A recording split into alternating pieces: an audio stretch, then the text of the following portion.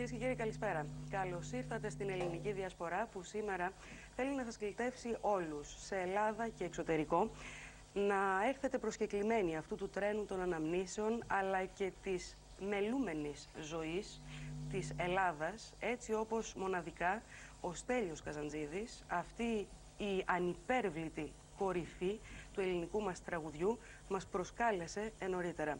Ξέρω ότι είναι συνδεδεμένος πολύ με όλους εσάς εκεί έξω, στην Αμερική, στο Βελγίου της ΣΤΟΕΣ, στις φάμπρικες της Γερμανίας, και τον αγαπάτε. Τον αγαπάτε όχι μόνον γιατί ήταν μια σπουδαία αξία, ένα τεράστιο ηχόχρωμα φωνής, όπως λένε οι ειδικοί, μία φορά στους 100 αιώνες μπορεί και να γεννηθεί, αλλά γιατί τον είχατε και σαν κομμάτι της δικής σας ζωής. Σε αυτόν εκμυστηρευόσασταν τα δικά σας πάθη, με αυτόν γεμίζατε και αδειάζατε τις βαλίτσες της ξενιτιάς. Ξέρετε, στη σημερινή σύγχρονη ξενιτιά που ο καθένας διαβεί, είναι πολύ δύσκολο να στρέψεις το κεφάλι σε αυτές τις αξίες. Ακόμη κι αν βομβαρδίζεσαι, όπως και παλαιότερα όλοι μας βομβαρδιζόμασταν, από ημίμετρα και διάτοντες αστέρες. Έτσι λοιπόν σήμερα, με αφορμή μια μεγαλειώδη συναυλία που προετοιμάζεται για την Δευτέρα εδώ στο Αλεξάνδριο Μέλαφλο της Θεσσαλονίκης, με εκλεκτούς προσκεκλημένους, θα θυμηθούμε και θα γιορτάσουμε την ύπαρξη του Στέλιου Καζαντζίδη, γιατί όπως βλέπετε και στον υπέρτιτλο, ο Στέλιος Καζαντζίδης υπάρχει για όλους. Είχα την ευτυχία να τον γνωρίσω, αν και πολύ θα ήθελα να το κάνω. Σήμερα όμως φιλοξενώ δύο καρδιακούς του φίλους. 25 χρόνια ο καθής και περισσότερο τον γνώριζαν. Ο κύριος Ερωτόκριτος Μαλιούρης, καλώς ήρθατε στη Διασπορά. Ευχαριστώ. Και ο κύριος Βαγγέλης Καντζούρας. Θα μου δώσουν έτσι το δικαίωμα και θα μας δώσουν το δικαίωμα να μοιραστούμε λίγο από την έγνοια αυτού του ανθρώπου, λίγο από το παράπονό του, λίγο από τη φιλοσοφία ζωής, η οποία εδράζεται, όπως και όλων μας, στα παιδικά μας χρόνια. Προτείνω λοιπόν να ξεκινήσουμε με παιδικά ενθυμήματα του Στέλιου και αμέσως μετά η ζωή του όλη, έτσι όπως ακολουθητικά θα την ακούσουμε από τον Ζαφύρη Μελά.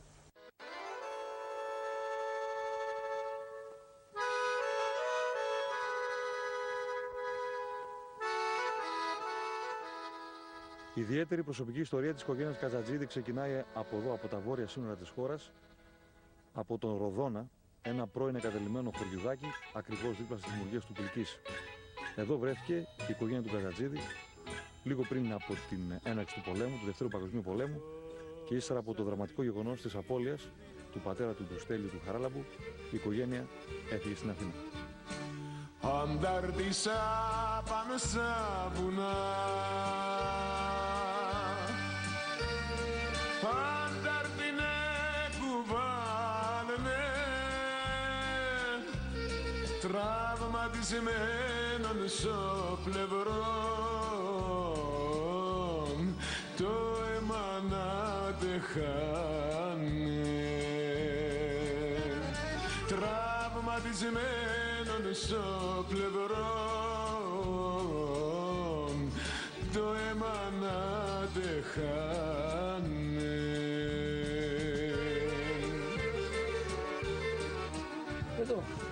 Εδώ καθόταν το 44. Εδώ, και εδώ στη σκάλα πάνω έφαγε το ξύλο ο πατέρας του. Και έπαθε όχι γαστροραγία, αιμόπτηση αίματος. Και από εδώ τον πήρε αδερφός μου, το πήγε στο Κιλκής με το καρ, δεν είχε συγκοινωνία. Από εκεί τον έφυγε με ένα λεωφορείο στην Θεσσαλονίκη και με το πλοίο φύγανε.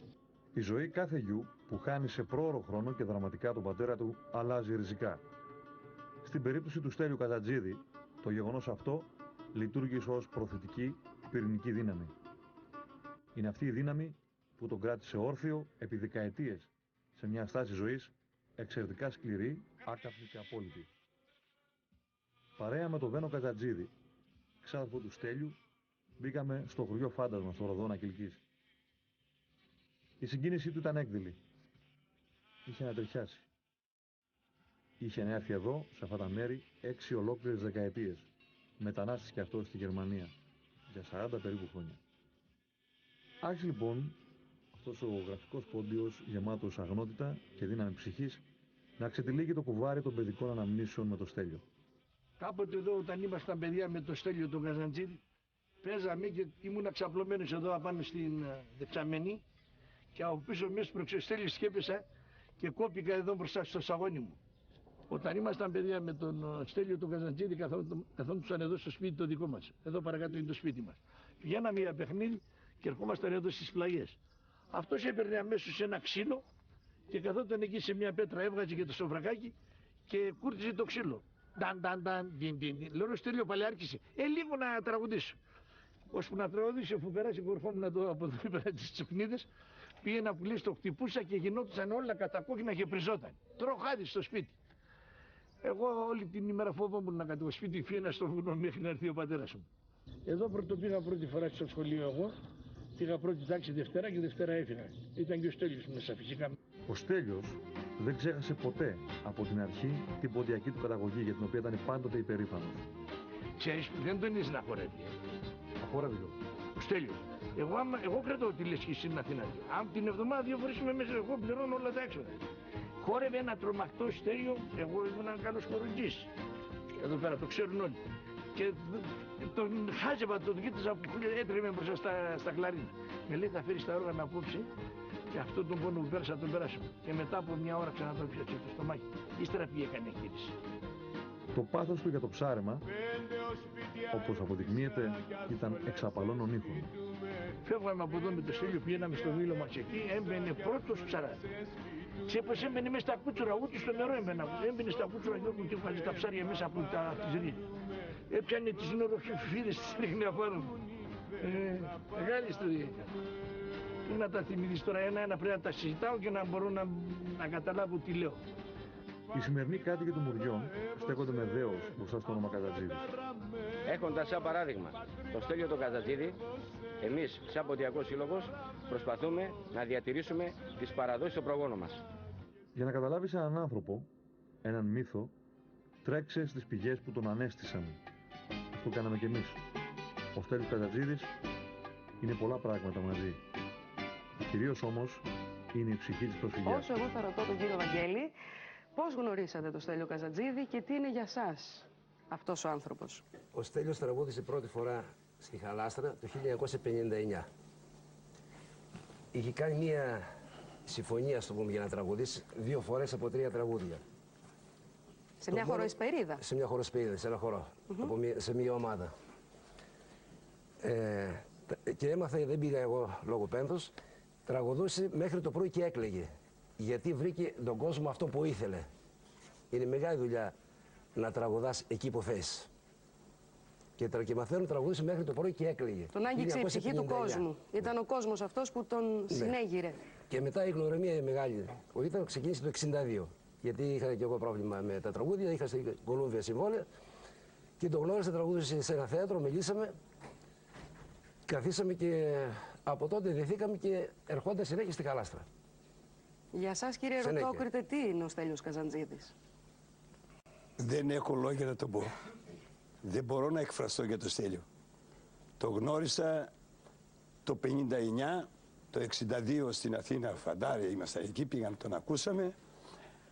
Μετά με γνώρισε ο κουμπάρος μου, με φώναξε λόγω αδυναμία που είχε με την κτηνοτροφία ο Στέλιος και με τον κόσμο τον απλό. Και με πήρε μια συνέντευξη, με πήρε τότε. Με έκανε τέτοιες ερωτήσεις που δεθήκαμε για 25-27 χρόνια. Έτσι τους ανθρώπους που μετά τους αγαπούσε, πρώτα τους τσεκάριζε. Να δει τα μάτια τους. Τα μάτια, και όταν τσιγκρίζαμε το ποτήρι με έλεγε «Ερωτά, θα με βλέπεις τα μάτια». Και πάντα όταν χτυπάς ένα ποτήρι με ένα φίλο θα το βλέπεις στα μάτια. Πάντως, κύριε Ρωτόκριτε, είστε καθήλυν υπεύθυνος, και ο κύριος Βαγγέλης, κυρίως εσείς που φέρετε αυτό το όνομα, για αυτό το στιγμιότυπο που θα δούμε τώρα. Μισό λεπτό. Για να το παρακολουθήσουμε. Ήταν όλες οι διαστρωματώσεις του Έλληνα. Δεν ήταν μόνο μία έκφανση ο Στέλιος Καζαντζίδης, και γι' αυτό είναι ευθύβολο το πόνημα, το ερευνητικό του Θωμά Κοροβίνη, στο οποίο στις 500 και σελίδες συγκαταλέγονται απόψεις 350 και πλέον ανθρώπων. Από τους ανθρώπους του Μόχθου, οικογενειάρχες, ταβερνιάριδες, οικοδόμοι, ταξιτζίδες, μετανάστες, πανεπιστημιακοί, πόντιοι καρδιάς, γιατί ο πόντος για τον Καζαντζίδη ήταν ένα επίσης μεγάλο κεφάλαιο. Από μικρό παιδί κατάλαβα ότι η Ελλάδα και Έλληνες είναι δύο εχθρικές έννοιες, έλεγε. Το ένιωσα όταν κάποιοι εθνοσωτήρες Σκοτώσανε στο ξύλο του πατέρα μου γιατί πολεμούσε για μια καλύτερη ζωή. Το ένιωσα από τα χαστούκια του αστιφύλακα γιατί πουλούσα τσιγάρα στην Ομόνια για να βοηθήσω την χαροκαμένη μου μάνα.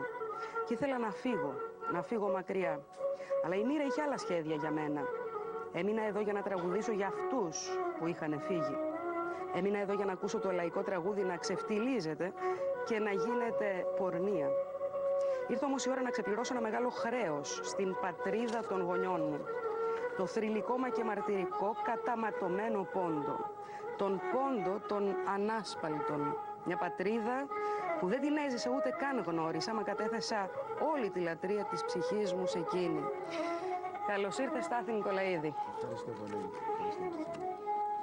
Συνεργάστηκες με το Στέλιο. Ναι, είχα αυτή την τύχη, το οποίο το στα όνειρά μου δεν το ονειρευόμουν, όμως με αξίωσε ο Θεός και το δοξάζω γι' αυτό, που γνώρισα έναν τέτοιον άνθρωπο και τέτοιον μεγάλο καλλιτέχνη. Και έχεις μια κούκλα δίπλα σου. Ναι.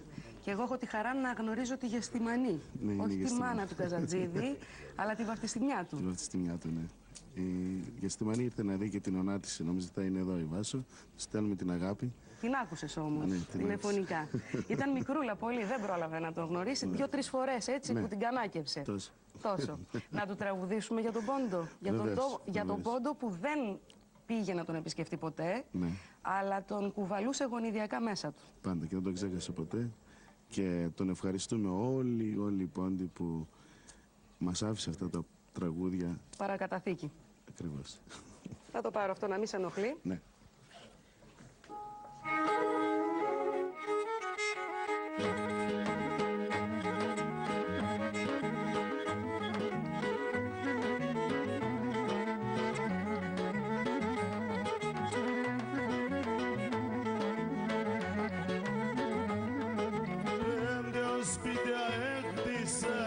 Όλα ξέσπιτουν, 5 σπίτια έχτισα κι ας όλα ξέσπιτουν.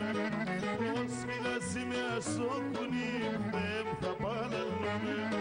Πρόσφυγα σημαία σώκουνι, δεν θα παραλούμε.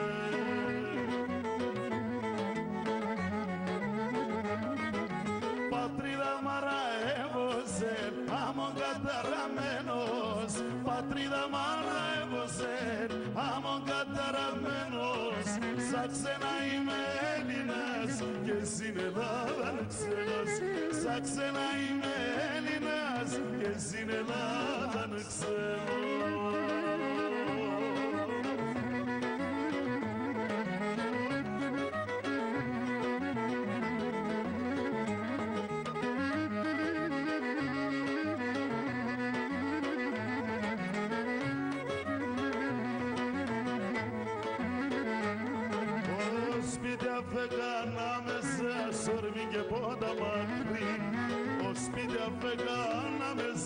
Σορμί και πότα μακρύ, πεγάδια μαρμαρόχτη στα νερό να μον το δάκρυ.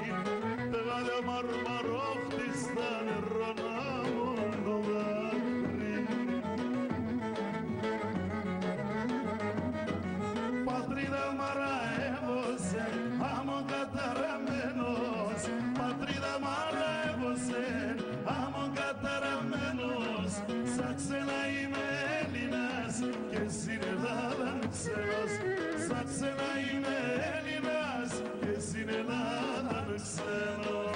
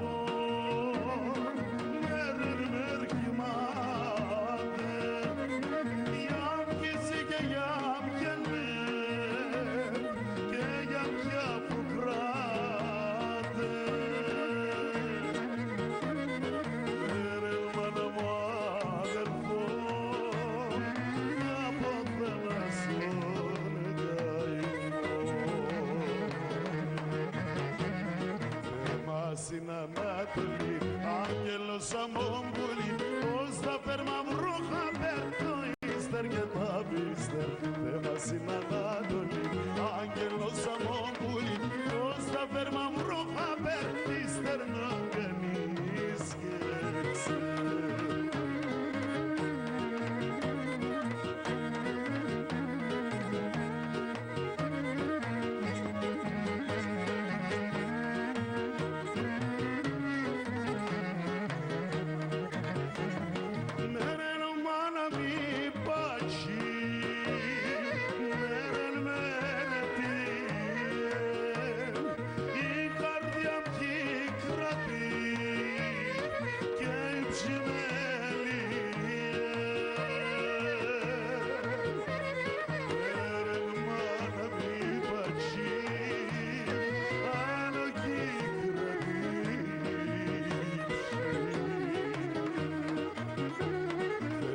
Στην Ανατολή, άγγελος αμόγκουλη, ως τα φέρμα βρούχα περ, το ύστερ και τα πίστερ, θέμα στην Ανατολή, άγγελος αμόγκουλη, ως τα φέρμα βρούχα περ, ύστερ νον κανείς δεν ξέρει.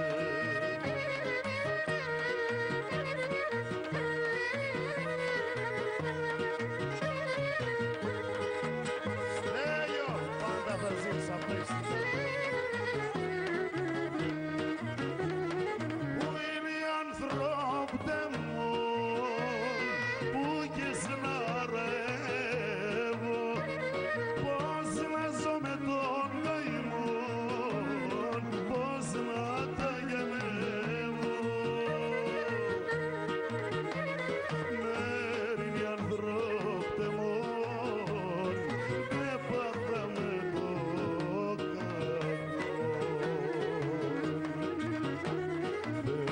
Στην Ανατολή, άγγελος αμόγκουλη, ως τα φέρμα βρούχα περ, το ύστερ και τα πίστερ, θέμα στην Ανατολή, άγγελος αμόγκουλη, ως τα φέρμα βρούχα περ, ύστερ νον κανείς και ξέρει.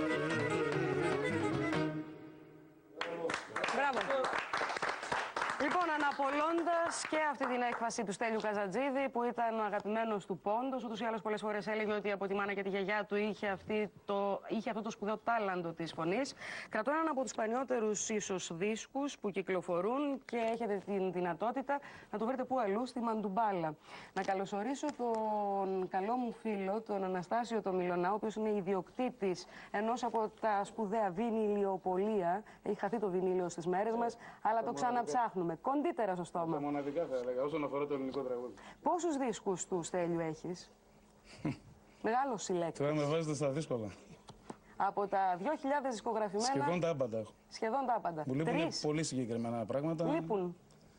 Παραπάνω, καμιά δεκαριά από γραμμοφώνου και μικρά, 45. Τα 45. Αυτά εδώ. Τα οποία ίσως μην τα βρω ποτέ. Πώς τα συνέλεξες ουσιαστικά? Πάνε πολλά χρόνια αυτά. Αυτό εδώ τι είναι, ας Είναι πούμε? μεγάλη ιστορία. Το κλάμα της παινίας. Χασάπικο. Της παινιάς. Α, της παινιάς. Ναι, σωστά. Θα μπορούσε να ήταν Οι και κύριοι εδώ που της φιλοξενείτε φτώχειας. μαζί μας θα τα ξέρουν καλά αυτά τα τραγούδια. Και δίπλα μας είναι επίσης ο καλός σου φίλος, ο Γιάννης ο Μακαντάσης, συλλέκτης και εκείνος. Εσείς έχετε... Δεν είμαι στην άξια του. Ναι. Δεν είμαι στην άξια του φίλου μου εδώ του Τάσου. Με έχουν φάει εμένα τα τροκτικά, με φάγανε. Πόσους δίσκους έχεις στη δισκοθήκη σου? Αφήστε. Χίλιοι Όχι, δεν έχω τόσο. Ξέρεις τι μου κάνει εντύπωση? Είστε νεαροί και οι δύο συγκριτικά. Ναι. Δεν με ρωτήσατε όμως τι είναι για μένα ο Στέλιος. Φουρνιάς της δικιάς μου, πιο μεγάλος. Πότε ξεκινήσατε να ασχολείστε με Καζατζίδη? Εγώ 17 ετών πρέπει όταν κατάλαβα τον εαυτό μου. Γιατί τον αγάπησες το Στέλιο? Δεν ξέρω, μικρόβιο μπήκε μέσα στο αίμα. Ενδοφλέβεια. Ναι. Τι είναι για σένα ο αιμοδότης μου. Ο αιμοδότης μου. Ο αιμοδότης σου. Ναι, τώρα συγκινούμε τώρα.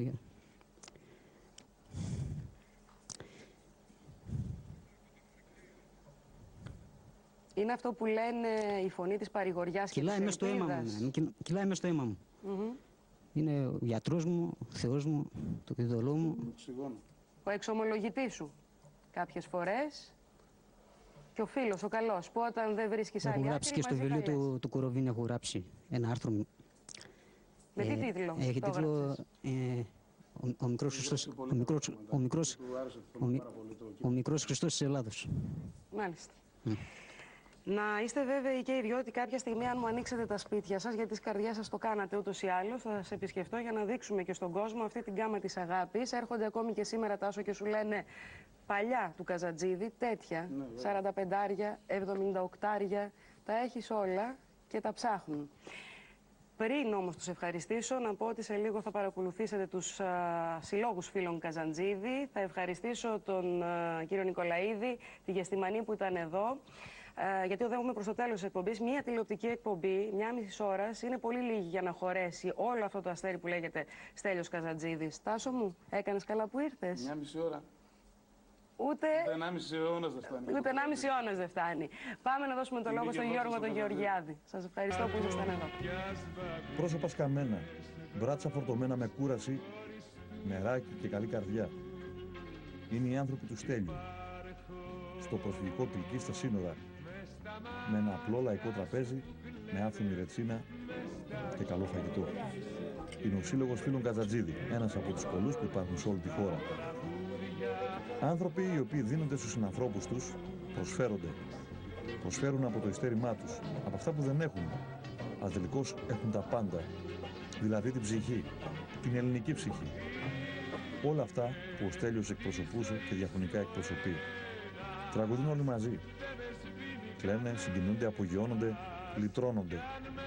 Ο Στέλιος συνεχίζει να γεννά μέσα από τους ανθρώπους οι οποίοι τον αγαπούν. Είμαστε όλοι εδώ οι φίλοι και μουσικόφιλοι του συλλόγου μας. Ο σύλλογος μας ιδρύθηκε το 2002 προς τιμήν του Στέλιου Καζατζίδη. Ήταν το λιγότερο που θα μπορούσε να κάνει κάποιος για να τιμήσει έναν τέτοιο μεγάλο λαϊκό καλλιτέχνη, τον μύθο, τον Θεό όπως τον αποκαλούν πολλοί. Να κάνω μια πρόποση να είναι αθάνατος. Αθάνατος και αυτός και ο Χρήσαντος. Και ο Χρήσαντος και όλοι οι μεγάλοι καλλιτέχνες. Ευχαριστώ αυτούς τους δύο ανθρώπους, και τον Στέλιο τον Καζατζίδη και τον μεγάλο τον Χρήσαντο το δικό μας, που έζησα στο λεόρα τους. Τίποτα άλλο. Να είναι καλά, να το θυμόμαστε. Αυτή η βραδιά είναι για αυτόν, αφιερωμένη. Και το σπίτι για αυτόν, Όλα, τα πάντα. Το λέω και ανατριχιάζω. Ο Σάββας Σωτηριάδης, υπαστηνόμος στο επάγγελμα και αγνός πόντιος, αθεράπευτος φίλος του Στέλιου Καζατζίδη, αποκαλύπτει. Είμαι ένας ταπεινός τυπουργός και έχω γράψει αυτό το τραγούδι για τον Στέλιο τον Καζατζίδη, αλλά δυστυχώς δεν πρόλαβα να το δώσω στον Καζατζίδη. Είχα ραντεβού με τον Στάθη τον Νικολαίδη και 1,5 μήνα πριν μάθαμε ότι ο Στέλιος μας άφησε πολύ στεναχωρία. Αυτό το τραγούδι το έχω γράψει για μια πραγματική ιστορία, συγκεκριμένα για την είσοδο των ατοικών στρατευμάτων στην Ελλάδα μας. Λοιπόν, πάμε.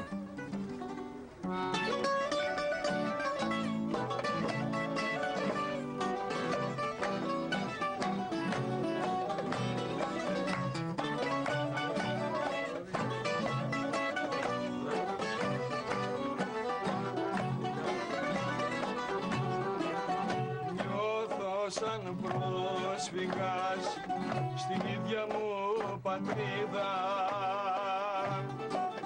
με διαβατήριο χωρίς ελπίδα, τι να απαντήσω στο βλέμμα των παιδιών, να αποκαλύψω με πίκρα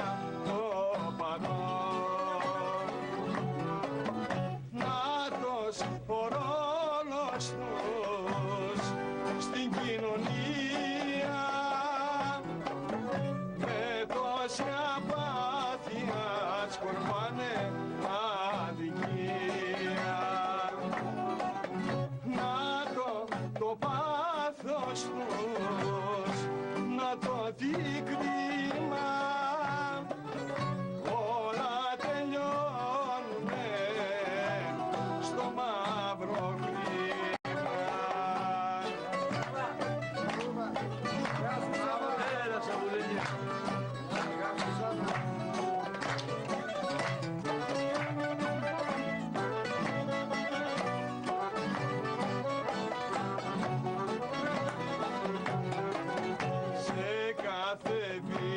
σήμα μου και μια κρυφή παγίδα. Όλα ελέγχονται με μια σφραγίδα. Πώς να στεγνώσει το δάκρυ το φτωχό, τι να απαντήσω στο βλέμμα των παιδιών. Νάτος ο ρόλος τους στην κοινωνία, με τόση απάθεια σκορπάνε αδικία. Να το πάθος τους, να το δει κρίμα, όλα τελειώνουνε στο μαύρο χρήμα.